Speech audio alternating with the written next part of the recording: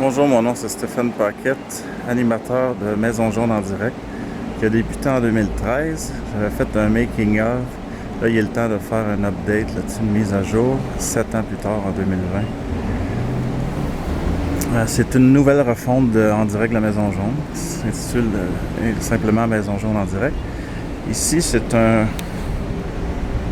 On va commencer par le courant. Il y a deux courants différents. Il y a un courant qui est pas directement sur tous les équipements qu'il y a ici, en dessous du gazebo, à l'intérieur du gazebo. Donc on est protégé de la pluie, beaucoup d'accommodements, disons, d'avantages à ça. Tous les équipements sont par terre, donc ça peut pas tomber, à part l'ordinateur là-bas. Moi j'ai eu un petit pépin technique tout à l'heure, je vais être obligé de remettre ça une demi-heure plus tard. Et l'autre courant, ça c'est une switch à l'intérieur de la maison au cas que quelqu'un mettrait l'interrupteur en arrêt, à off. Et là, ça arrêterait tous mes enregistrements et ce serait une catastrophe. Donc, tout ce que ça va faire si quelqu'un met la switch à off, c'est d'éteindre mon éclairage ici qu'on voit, parapluie silver, parapluie d'argent oblige. Et c'est des lumières fluo compactes avec une couleur de 5600 Kelvin, je pense. Donc parfait pour faire un blanc-bleu. Et l'argent, les parapluies argent fait une couleur plus qui s'adapte au fond vert. Et c'est ça. On voit ici des tiges en stainless steel, en acier inoxydable, qui sont tenues par deux outils, deux braquettes là-bas. Donc la console vidéo qu'il y a ici, elle pardonne toutes mes erreurs. Du fond vert. S'il y a des plis, je vais passer ça au fer à repasser.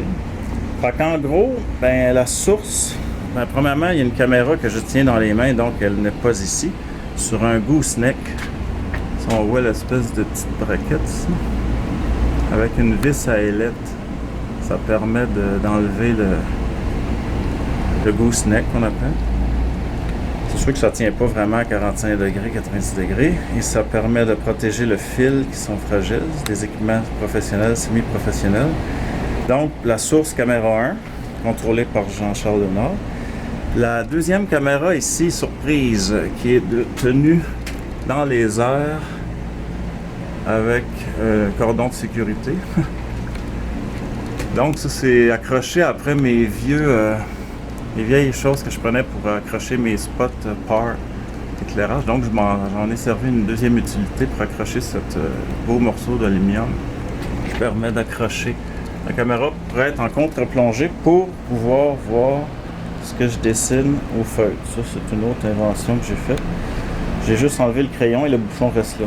Ça m'évitait, quand j'avais un micro dans les mains, de ne pas me déranger, de ne pas avoir besoin d'avoir trois mains.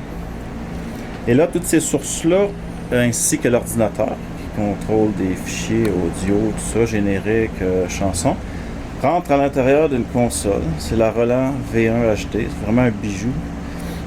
Très petit, 4 entrées HDMI. Là, il y a juste 2 entrées qu'on voit.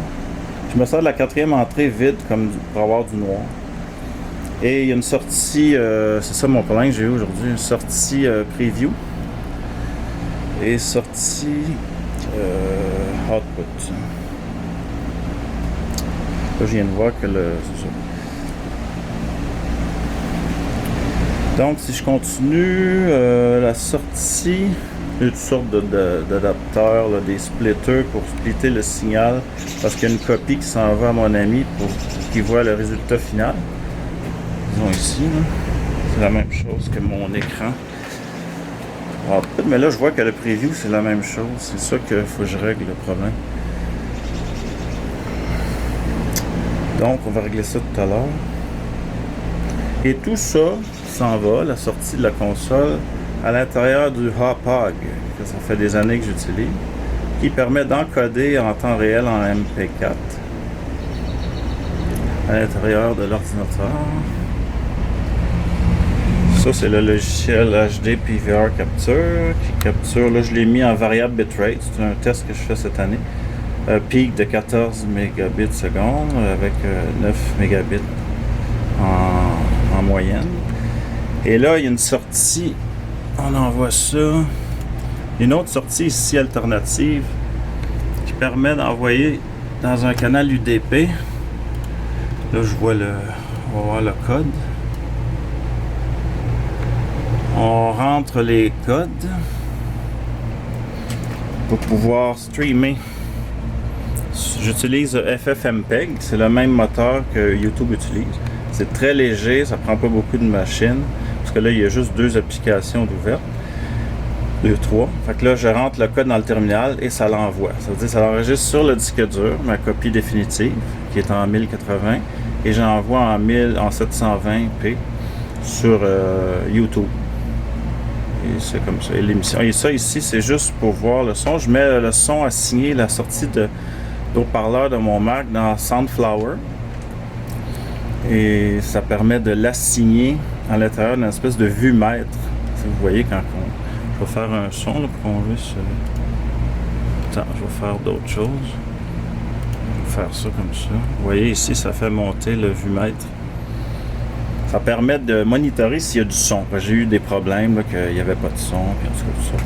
J'ai eu tous les problèmes au monde.